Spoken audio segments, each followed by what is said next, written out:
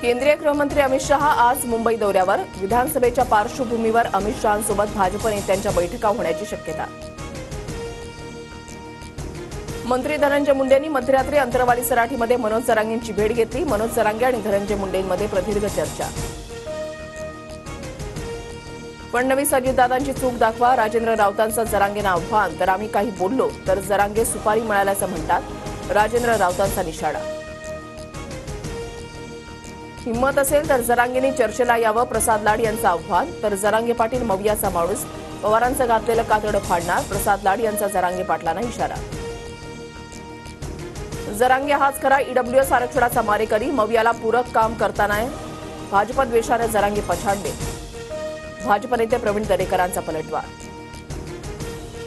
फोडाफोडीचं राजकारण बघता आता राज्यामध्ये मविया सरकार आलं पाहिजे, एकनाथ खडसेंची प्रतिक्रिया. तर खडसेंची भूमिका दुहेरी आणि स्वार्थी, गिरीश महाजनांची टीका. काँग्रेसकडून मवियातील मित्रपक्षांच्या मतदारसंघात चाचपणी, सूत्रांची माहिती. 170हून अधिक मतदारसंघांचा काँग्रेसकडून आढावा, उमेदवार देण्यासाठी लोकसभेचाच फॉर्म्युला विधानसभेमध्ये वापरण्याची शक्यता. आपापल्या पक्षाचा मुख्यमंत्री व्हावा यासाठी माहितीच्या नेत्यांची बाप्पाकडे प्रार्थना. पुढच्या वर्षी शिंदे मुख्यमंत्री राहावेत यासाठी शंभूराज देसाईंकडून, अजितदादांसाठी मिटकरींकडून, तर फडणवीसांसाठी चित्रा वाघ यांच्याकडून साकडं.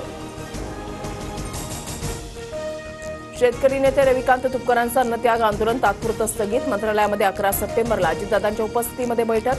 तोडगा न निघाल्यास 12 सप्टेंबरला पुन्हा आंदोलनाचा तुपकरांचा इशारा. पूजा खेडकर प्रकरणानंतर यूपीएससीकडे 30 वेगवेगळ्या अधिकाऱ्यांवर आरोप करणाऱ्या एकूण 30 तक्रारी दाखल. यूपीएससीकडून संबंधित अधिकाऱ्यांची प्रकरणं कार्मिक विभागाकडे वर्ग.